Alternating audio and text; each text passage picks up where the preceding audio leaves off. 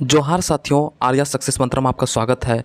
यह सेशन झारखंड की कला और संस्कृति से संबंधित है, जो कि चैप्टर 2 है। इससे पहले हम चैप्टर 1 पढ़ा चुके हैं। अगर आप नहीं देखे हैं वीडियो तो डिस्क्रिप्शन में आपको लिंक मिल जाएगा, वहां से आकर आप देख सकते हैं। चैप्टर 1 में झारखंड की प्रमुख किलों के बारे में बताया गया है। तो हम लोग चैप्टर 2 में प्रमुख मंदिर के बारे में, झारखंड के प्रमुख मंदिरों के बारे में जानेंगे। ठीक, तो यह जो सेशन आप देख रहे हैं ना, तो ये आप नोटबुक और पेन ये दोनों लेकर बैठिए और शॉर्ट नोट्स बनाते हुए चलना। और कैसे बनेगा वो हमें बताते चलूँगा, क्योंकि बार बार आपको पढ़ने की तब ज़रूरत नहीं होगी। कभी आप यानी अलग अलग मास्टर की वीडियो देखते रहोगे तो उस तरह से नहीं ना चलेगा। एक ही बार आप देखो, उसके बाद उसका शॉर्ट नोट्स तैयार कर लो, तो उसके बार बार रिवीजन करते चलोगे तो आपको दिक्कत नहीं होगी।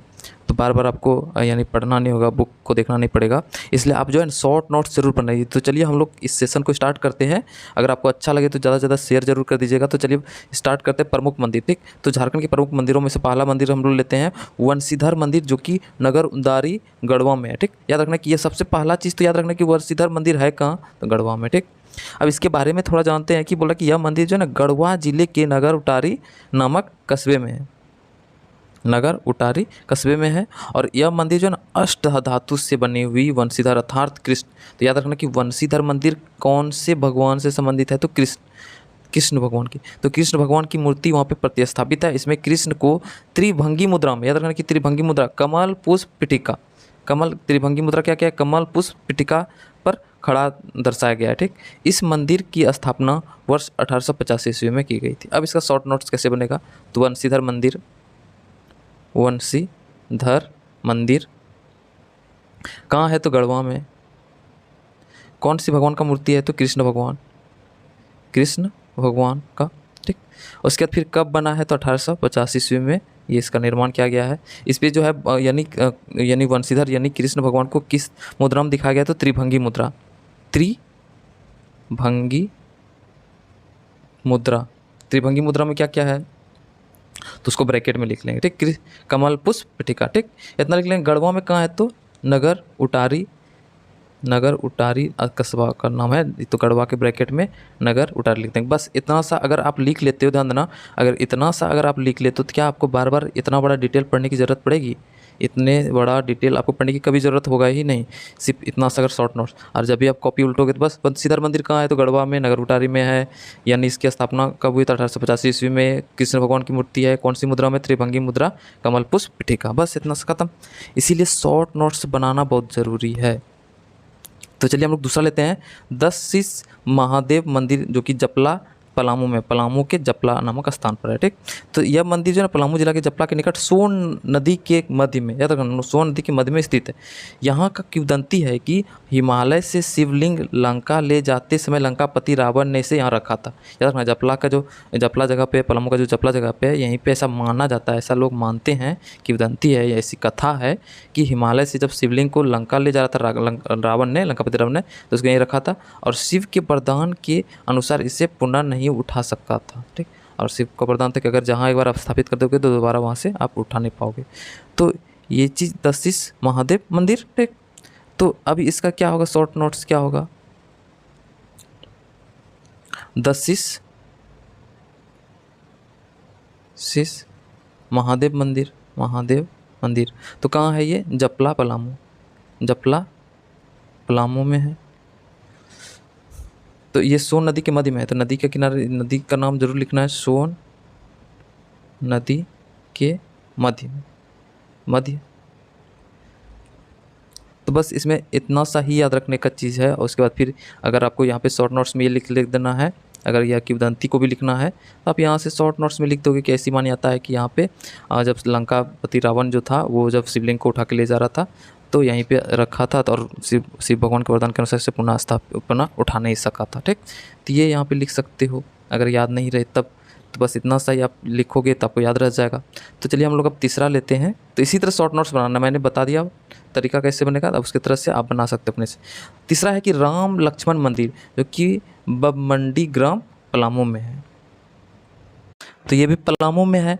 तो राम लक्ष्मण मंदिर बमंडी ग्राम पलामू, ठीक। यह पलामू जिला के कोयल नदी के सुल्तानी घाट के निकट व मंडी से 3 किलोमीटर पश्चिम में स्थित है। इस मंदिर में पत्थर से बनी राम लक्ष्मण की मूर्ति प्रस्थापित। राम लक्ष्मण मंदिर, तो राम लक्ष्मण का यानी मूर्ति प्रस्थापित होगा। कहाँ है वह? मंडी पलामू। कौन से नदी के यानी घाट पर है? तो कोयल नदी के घाट पर। बस इतना सा लिखना है, बस हो गया ख़त्म। इसका शॉर्ट नोट्स अपने से बनाना है। अगला हम लोग चौथा नंबर पाते हैं उग्रतारा मंदिर, जो कि नगर गांव लातेहार में है। तो उग्रतारा मंदिर, ये आपको फोटो दिख रहा होगा। तो उग्रतारा मंदिर यही है, यहाँ पे नगर गांव लातेहार में है ये, ठीक। इसके बारे में जानते कि बोला कि यह मंदिर जो है ना लातेहार जिला के चंदवा से लगभग 9 किलोमीटर दूर नगर गांव मंदारगिरी में है। याद रखना, मंदारगिरी में स्थित है। इस मंदिर की प्रसिद्धि एक सिद्ध तंत्र पीठ के रूप में है। इस मंदिर की ये इम्पोर्टेंट हो जाता है उग्रतारा मंदिर, ठीक ना। तो ये इसके बारे में जानना है। तो यानी बोला कि इस मंदिर की मुख्य विशेषता क्या है कि काली कुल की देवी उग्रतारा और श्रीकुल की देवी लक्ष्मी का एक ही स्थान पर स्थापित होना, यानी एक ही जगह पे स्थापित होना। काली, लक्ष्मी और यानी श्रीकुल की देवी लक्ष्मी का एक ही जगह स्थापित होना, ठीक ना। ये इसका यानी एक मुख्य विशेषता है। तो याद रखने के लिए क्या पॉइंट्स इसमें है कि लातेहार जिला में है माँ उग्रतारा मंदिर, चंदवा से लगभग 9 किलोमीटर दूर मंदारगिरी में स्थित है, ठीक। और यहाँ पे यानी क्या है कि यह किसकी मूर्ति है? तो माँ काली कुल की उग्रतारा मंदिर, ठीक ना। उग्रतारा माँ और उसके बाद फिर उसके श्री कुल की देवी लक्ष्मी, ये दोनों एक ही जगह स्थापित है, इस वजह से थोड़ा फेमस है, ठीक। उसके बाद हम लोग देखते हैं 5वां नंबर बैद्यनाथ मंदिर, जो कि बहुत ही इम्पोर्टेंट हो जाती है। तो बैद्यनाथ मंदिर देवघर, तो ये देवघर का बैद्यनाथ मंदिर है, इसके बारे में जानते हैं। तो बोल रहा है कि श्रुति के अनुसार यानी लोगों का मानना है कि यहाँ शिवलिंग का स्थापना लंकापति रावण ने की है, ठीक। इसी कारण से इसे रावणेश्वर महादेव भी कहा जाता है, रावणेश्वर महादेव। बाद में बैजू नामक एक आदिवासी ने जब उस शिवलिंग की भक्तिपूर्वक आराधना की तो उसके नाम पर ही उस स्थान को बैजूनाथ या बैद्यनाथ मठ कहा जाने लगा, ठीक। बाद में यह स्थान बैद्यनाथ धाम के नाम से विख्यात हुआ और बैद्यनाथ मंदिर का निर्माण जो है, याद रखना है कि बैद्यनाथ मंदिर का निर्माण, ये इंपॉर्टेंट पॉइंट्स होता है, गिद्धौर राजवंश के 10वें राजा पूरनमल ने कराया था। ये एग्जाम में पूछा जा चुका है कि बैद्यनाथ मंदिर का निर्माण किसने कराया था? तो पूरनमल ने, ठीक। गिद्धौर राजवंश के 10वें राजा पूरनमल ने कराया था।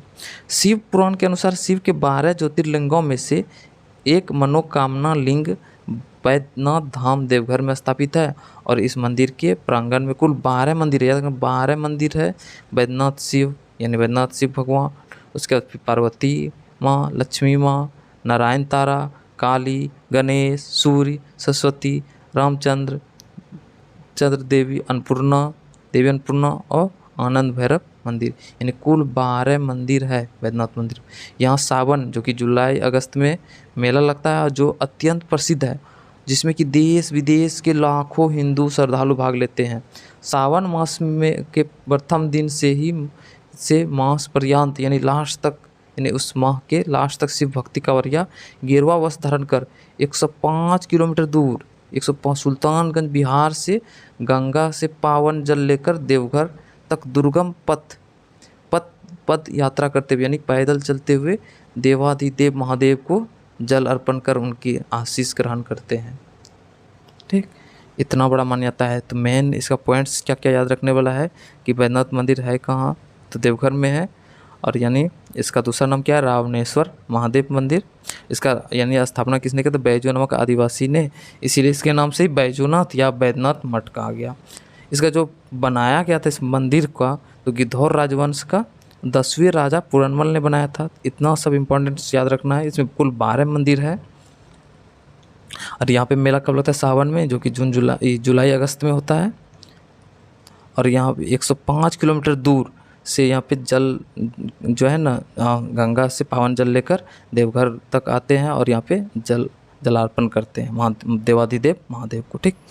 अब हम लोग अगला पॉइंट्स पे आते हैं। अगला जो है युगल मंदिर, जो कि देवघर में ही है। इस मंदिर में राधा कृष्ण, याद रखना कि राधा कृष्ण, युगल मंदिर में किस भगवान का मूर्ति तो राधा कृष्ण का है।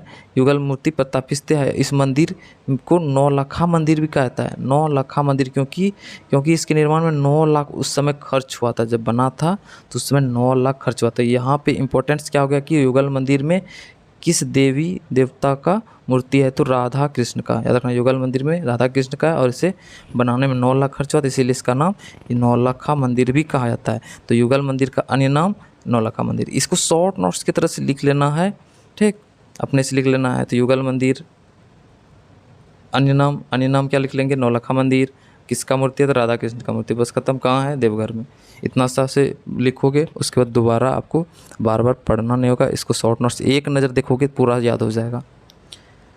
अगला मंदिर है तपोवन। ये भी देवघर में ही है। तो देवघर या देवघर शहर से 12 किलोमीटर पूर्व में स्थित है, ठीक। यहाँ भगवान शिव का एक मंदिर है। तो यहाँ पे तपोवन में किसका मंदिर है, तो भगवान शिव का। यहाँ गुफाएं हैं जिसमें ब्रह्मचारी लोग निवास करते हैं। तप भूमि होने के कारण इसे तपोवन कहते हैं। यहाँ पे तप भूमि, यहाँ पे तपस्या करते हैं ब्रह्मचारी लोग, तो इसीलिए इसका नाम पड़ा है। तप भूमि के कारण से इसको तपोवन कहा गया। और यहाँ का किंवदंती है कि माता सीता ने यहाँ तपस्या की थी, और मानना है कि यहाँ पे माता सीता माँ ने यहाँ पे तपस्या की थी, ठीक, शिव भगवान। तो ये था। उसके बाद हम लोग आगे लेते हैं 8वां नंबर, वासुकीनाथ धाम, यानी ये कि दुमका में है। तो यह जो है ना, दुमका से 25 किलोमीटर दूर स्थित है। और बैद्यनाथ मंदिर यानी बैद्यनाथ धाम देवघर से आने वाला प्रत्येक तीर्थयात्री यहाँ आए बगैर अपना यात्रा पूरा नहीं मानते। यानी कि जो भी बैद्यनाथ धाम देवघर आते हैं तो उसके बाद यहाँ पे वासुकीनाथ धाम आते हैं, ठीक। इसके बाद यहाँ से होते हुए यहाँ आता है, क्योंकि यहाँ आए बगैर अपना पूरा यात्रा जो है ना पूरा नहीं मानते हैं कोई भी। तो यह दुमका से 25 किलोमीटर दूर है।